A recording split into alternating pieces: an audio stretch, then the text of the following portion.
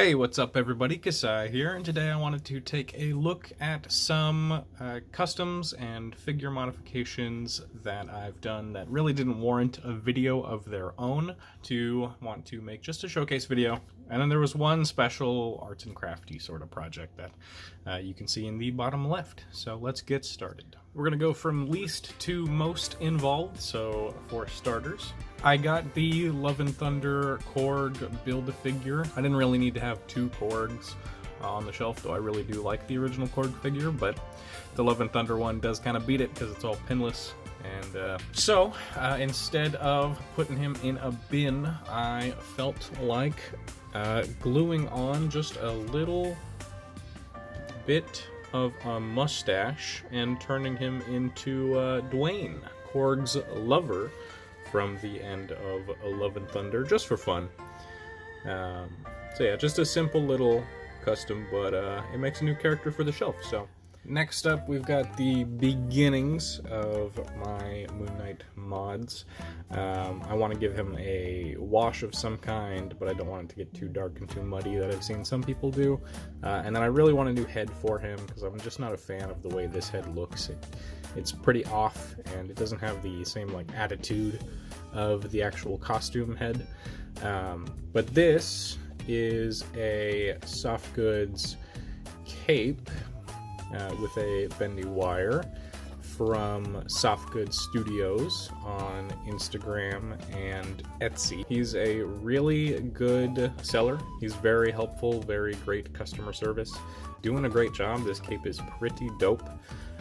I'm very pleased overall. He's so good, in fact, that but the original cape I ordered got lost in the mail, but he felt kind enough to send me a replacement free of charge, which was very nice of him and very much appreciated. So yeah, I really like this cape. I think it works pretty well. It matches, actually, color-wise, really good, I'd say. Next up is the Marvel Legends Infinity War Loki. This figure is alright, but I've been kind of on a Norse and a Thor kick ever since playing God of War Ragnarok. You know, it's reinvigorated my love for Norse mythology. So I wanted to modify this figure, make him feel just a little more Norse, make him feel a little bit more unique, because the base figure was kind of dull.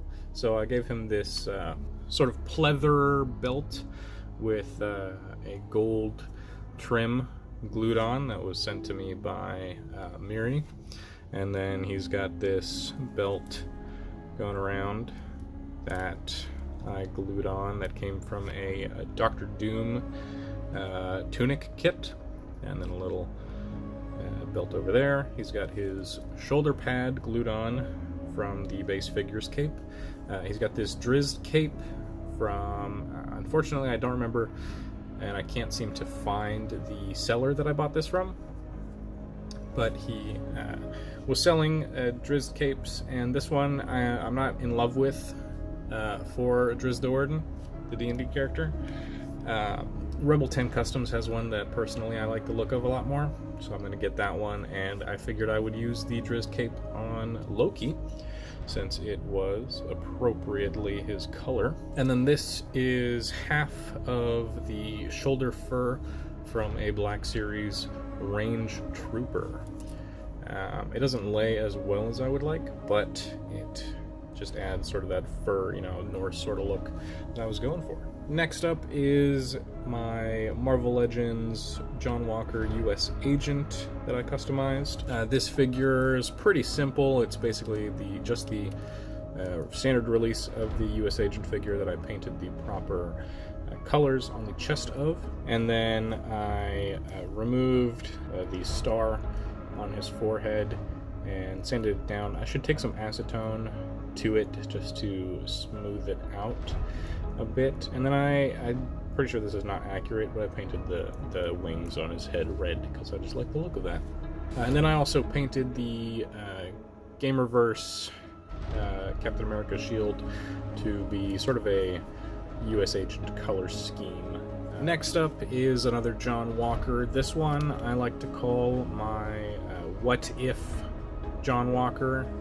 The idea was, you know, what if John Walker became the leader of the Avengers, of the new Avengers.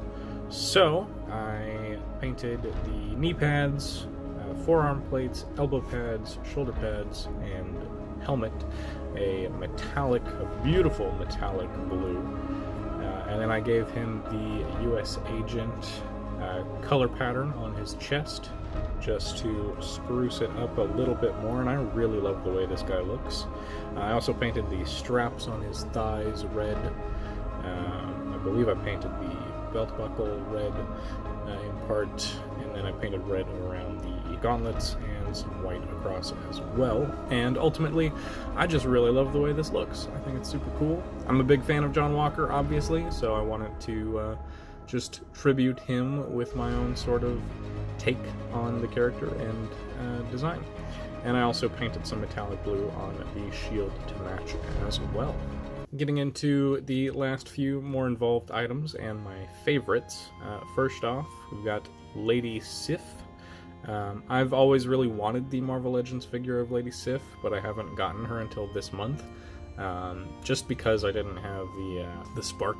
I love Lady Sif as a character. I think Jamie Alexander is a beautiful actress. So when I got the Marvel Legends Mighty Thor Jane Foster figure, and she had the pinless arms and legs, I thought, you know what, those would be perfect on Lady Sif, and I was absolutely right. They were easy enough to pop out of the torso and then pop back onto here, and the arms are perfect. The color scheme matches really nicely. These are Lady Sif's hands. And then the legs, literally no heat whatsoever. You could just pop them out of the hips on both figures. No heat whatsoever, you could just pop them out of the hips on both figures, pop them and swap them over. And then I added slits to the panels on the skirt, just to add extra mobility. So I've got a totally pinless, really awesome Lady Sif figure that I absolutely love, and may well be one of my favorite Marvel Legends figures. At this point, like, she's basically perfect. Also, I added some material to the shoulders to get the shoulder pads on, so she can raise her arms no problem, and then you can twist the bicep armor out of the way to get added rotation. So there she is, and yeah, I'm a huge fan of how this figure turned out, despite it being just a pretty simple limb swap, but yeah, really like it.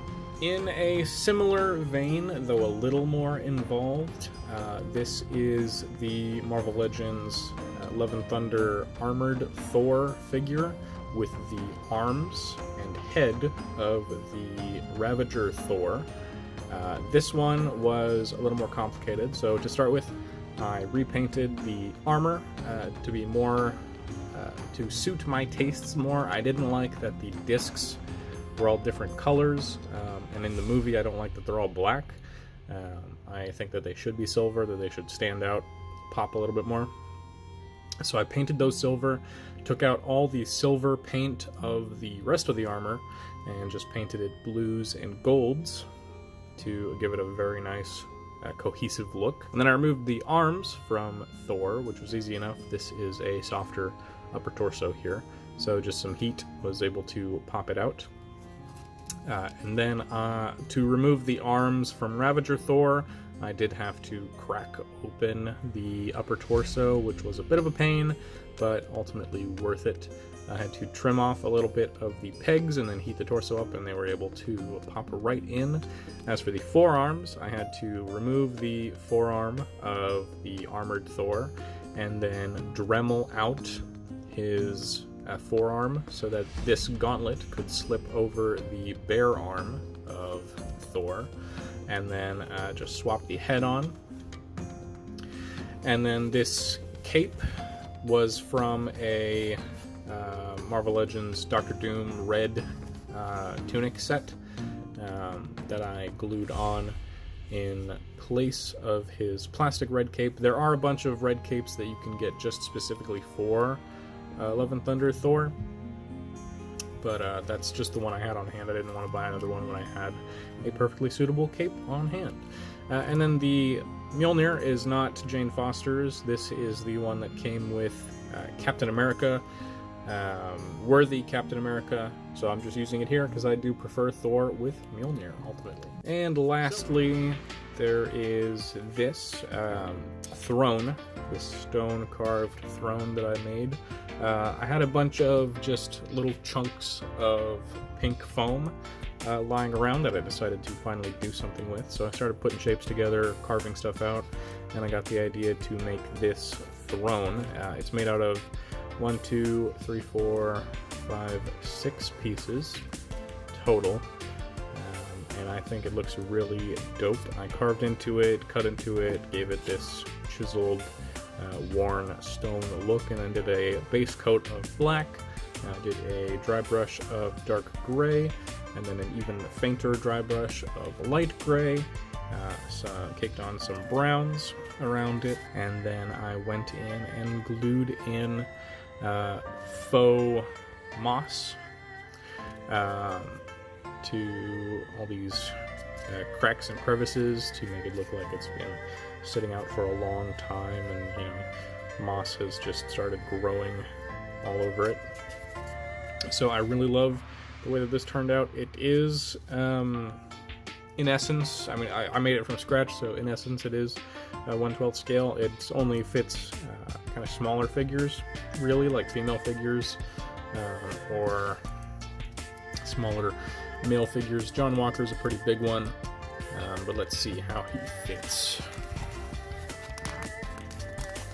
Yeah, I mean, it fits him just fine, but the armrests come a little low, so, you know, not ideal, but, you know, I really like it, and it totally works, so it'll be a good diorama piece, display piece for photography and such. So that is a wrap for this showcase video. I'm not really sure what I'm going to title it, but it is kind of an overview of customs and mods of figures, so maybe it'll be something like that. But thank you everybody so much for watching. Let me know what you think in the comments, and let me know what your favorite is, and let me know what sort of custom mods, you know, light mods that you've done to figures as well to improve them. And I will see you guys in the next video. Bye-bye.